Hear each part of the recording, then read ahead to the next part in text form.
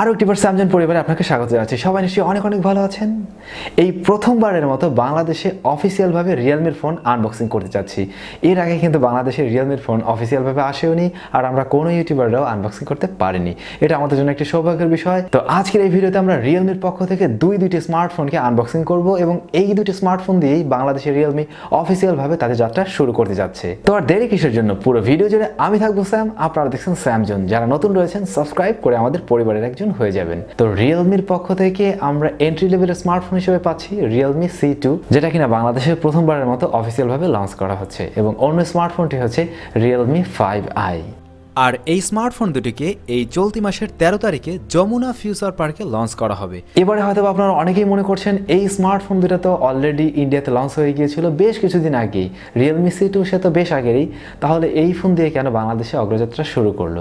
এর পিছনে বেশ কিছু কারণ আছে। কোনো একটা কোম্পানি যখন প্রথমবারের মতো আসে তখন কিন্তু তারা আসলে ছোট থেকে ওইভাবেই শুরু করে আস্তে আস্তে বড় করে। আপনাদের চিন্তা করার কিছু নাই, এ মাসের শেষ দিকেই রিয়েলমির পক্ষ থেকে হয়তো আমরা আরও কিছু ফোন পেয়ে যাব অফিসিয়ালি। প্রথমেই আমরা রিয়েলমি C2কে আনবক্সিং করব। রেগুলার আমরা রিয়েলমির ফোনগুলো যেমন প্যাকেটে দেখতে পেয়েছি এই স্মার্টফোনগুলো সেরকম প্যাকড অবস্থায় রয়েছে, অর্থাৎ ইয়েলো কালারের বক্স রয়েছে, বক্সের উপরে পলি দিয়ে মোড়ানো রয়েছে। চলুন খোলা যাক। একটা ইন্ডিকেটরের সাহায্যে আমরা এটাকে কেটে নিব। খুললেই আপনারা পেয়ে যাবেন সেখানে প্রথমে সিম ইজেক্টিং পিন এবং তার সাথে রয়েছে ইউজার ম্যানুয়াল গাইড, যেটা কখনোই আমরা পড়ি না। জানি আপনি নিজে কিনলেও এটা পড়বেন না। যাই হোক, এরপরেই আপনি স্মার্টফোনটি পেয়ে যাবেন এবং স্মার্টফোনটিকে একটি পলি দিয়ে মোড়ানো রয়েছে যাতে এটি একটু প্রোটেক্টেড অবস্থায় থাকে। এই হচ্ছে আমাদের স্মার্টফোনটি। স্মার্টফোনের লুকিংটা তো আপনারা অলরেডি জানেন। ব্যাক সাইডে রয়েছে ডায়মন্ড কাট শেপের একটি ডিজাইন, যার ফলে দেখতে বেশ ভালোই লাগবে। আর এটার উপরে একটা গ্রিপের মতো রয়েছে। অবশ্যই পিছনে দাগ বসার কোনো সম্ভাবনাও নেই। আমার কাছে এর সাইজটা খুবই অফিসিয়াল মনে হয়েছে, অর্থাৎ সাইজটা অনেক বেশি বড় নয় বা ছোটও নয়, এক হাতে নিয়ে খুব সহজেই ব্যবহার করা যায়। আর এটা বেশ লাইট ওয়েট।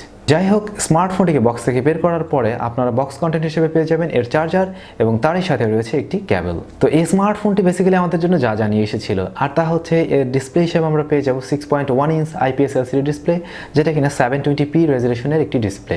এর ডিসপ্লেতে রয়েছে একটি ওয়াটার ড্রপ নচ বা ইউ শেপ নচ। মোবাইল ফোনটির প্রসেসর হিসেবে আমরা পেয়েছি Helio P22। এটা মোটামুটি বেশ ভালো একটি প্রসেসর, এন্ট্রি লেভেল হিসেবে একেবারেও খারাপ নয়, যথেষ্ট ভালো পারফরমেন্স দিতে পারবে এই বাজার সেগমেন্ট হিসাব করে। এর র্যাম হিসেবে থাকবে 2GB এবং 3GB।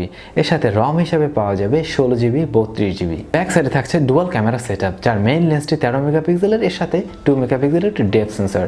অর্থাৎ এই স্মার্টফোনটি দিয়ে আপনি পোর্ট্রেট মোডেও বেশ ভালোভাবে ছবি তুলতে পারবেন। আর এর ব্যাটারি সেকশনেও বেশ ভালো ব্যাটারি দেওয়া হয়েছে। 4000 মিলিঅ্যাম্পিয়ারের ব্যাটারি ব্যবহার করা হয়েছে, যার ফলে আপনি অনায়াসে এই মোবাইল ফোন দিয়ে একদিন খুব ভালোভাবে চালিয়ে নিতে পারবেন। এবারে আনবক্সিং করা যাক রিয়েলমি 5i কে। সেই একই রকম জিনিস, প্রথমেই পেয়ে যাবেন সিম ইজেক্টিং পিন এবং তার সাথে রয়েছে এর ইউজার ম্যানুয়াল গাইড। এরপরে স্মার্টফোনটি সেটা পলি দিয়ে মোড়ানো রয়েছে, তার নিচেই পাবেন চার্জার এবং কেবল। এই হচ্ছে বক্স কন্টেন্ট। এবারে এই স্মার্টফোনটি আমাদের জন্য কি এসেছে সেই ব্যাপারে জানা যাক। ব্যাক সাইডে এর কালার শেডটা হচ্ছে গিয়ে বর্তমান সময়ে রিয়েলমি C3-তে আপনারা যেমন দেখতে পাচ্ছেন সেরকমই, অর্থাৎ রিয়েলমি C3 যদিও এর পরেই এসেছে, যাই হোক আমি ওর সাথে কম্পেয়ার করে বললাম। আর এই স্মার্টফোনটি ডিসপ্লে হিসেবে আমরা পেয়ে যাব 6.52 ইঞ্চ IPS LCD ডিসপ্লে, এবং যথেষ্ট কালারফুল হওয়ায় আপনার কাছে অবশ্যই ভালো লাগবে। এই ডিসপ্লেতে থাকছে একটি ইউ শেপ নচ বা ওয়াটার ড্রপ নচ। চীনের এগুলোও বেশ ন্যারো রয়েছে, তেমন কোনো বেজলসে দেখা আপনি পাবেন না, অবশ্যই ভালো লাগবে দেখতে। খুবই দুর্দান্ত বিষয় হচ্ছে স্মার্টফোনটির প্রসেসর হিসেবে দেওয়া হয়েছে কোয়ালকম স্ন্যাপড্রাগন 665 অক্টাকোর প্রসেসর। জানি সবার মনের মধ্যে খুঁতখুত করছে এর দামটা আসলে কেমন হতে পারে। দামের বিষয়ে অবশ্যই বলবো, এর ফুল রিভিউতে আপনারা সেই বিষয়টা জানতে পারবেন। এর ব্যাক সাইডে আমরা পেয়ে যাবো কোয়াড ক্যামেরা সেটআপ। এখানেও বলতে হবে অফিসিয়ালভাবে কোয়াড ক্যামেরা সেটআপ এই বাজেটে আর কোনো স্মার্টফোন নিয়ে আসতে পারেনি। অবশ্যই এর জন্য হলেও হয়তো আপনি ফোনটা কিনতে পারবেন। আর ফ্রন্ট ফেসিং ক্যামেরা আপনাকে হতাশ করবে না। 8 মেগাপিক্সেলের ফ্রন্ট ফেসিং ক্যামেরা দেওয়া হয়েছে এবং রিয়েলমির ফোনের ফ্রন্ট ফেসিং ক্যামেরা অবশ্যই ভালো হয়ে থাকে। ব্যাক সাইডে রেয়ার মাউন্টেড অবস্থায় পেয়ে যাবেন ফিঙ্গারপ্রিন্ট সেন্সর, সেই সাথে অবশ্যই রয়েছে ফেস আনলক সিস্টেম, যেটা কিনা বেশ ভালোভাবেই কাজ করে। এই স্মার্টফোনের ব্যাটারি হিসেবে আমরা পেয়ে যাব 5000 মিলিঅ্যাম্পিয়ারের ব্যাটারি। 5000 মিলিঅ্যাম্পিয়ারের ব্যাটারি বেশ ভালোভাবেই একদিন চালিয়ে নিতে পারবে, আমার মনে হয় একটু বেশিও চালাতে পারবে। আজকের ভিডিওতে এর স্পেসিফিকেশন এবং জাস্ট আনবক্সিং তেমন কিছু বলছি না।